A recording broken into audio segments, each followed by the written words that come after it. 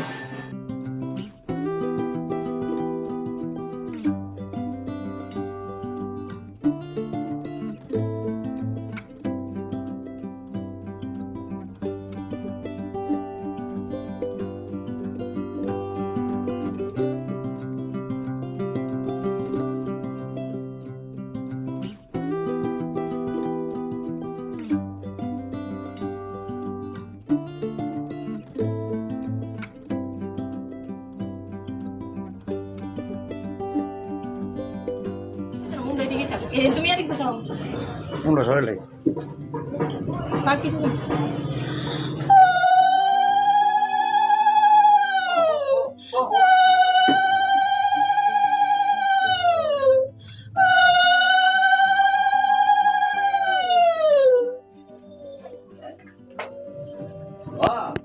এর আগের বুধারো মূর্তি নামার দিন কি অবস্থা কাল কম তো এই কি অবস্থা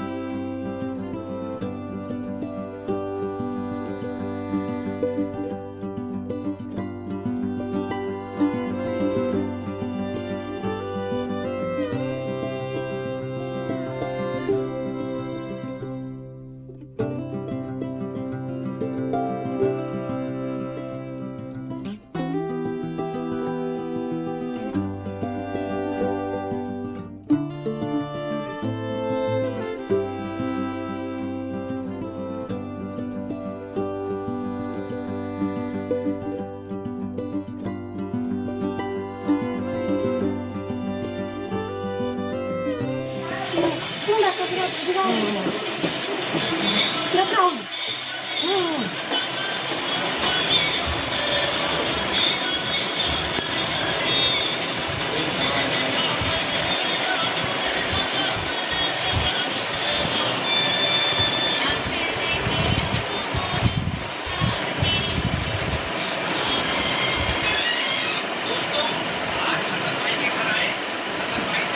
একদিকে ধরে আসছে দেখো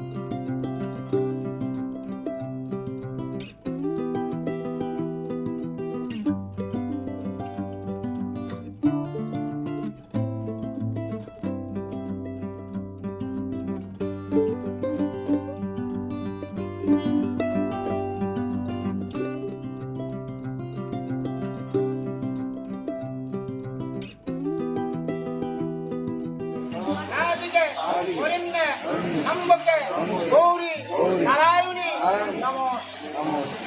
এবার বক্তৃতা করো।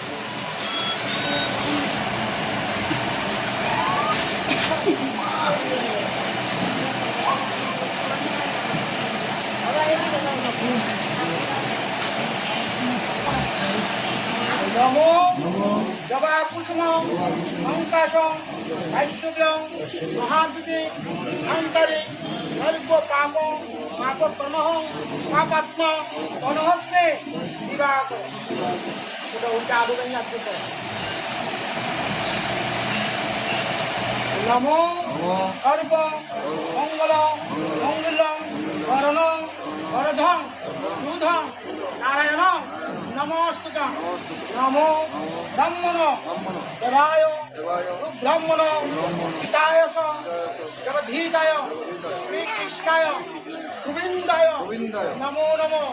নমো শ্রীকৃষ্ণ করুণা সিন্ধু দীনবন্ধু জগৎপতে ভূতেশ সূর্যাকান্ত রাধাকান্ত। উচ্চধারায় আবার অর্জন করা।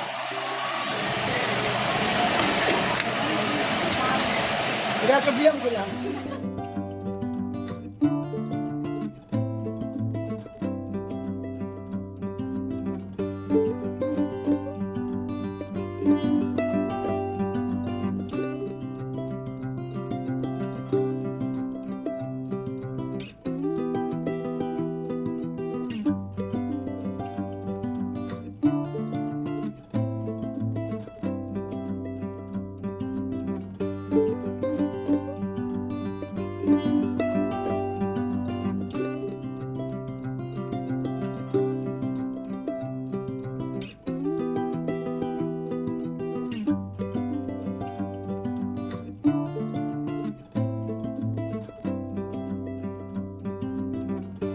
নারায়ণী নমস্তুতে। এষ চন্দন বিল্লপত্র পুষ্পাঞ্জলি শ্রী শ্রী বিপদ্নাশিনী মাতৃকা দেবী নমো নমঃ।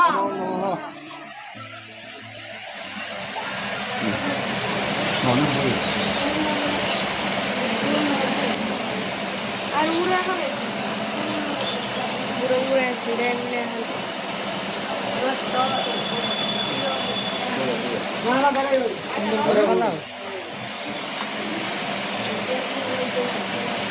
এই তো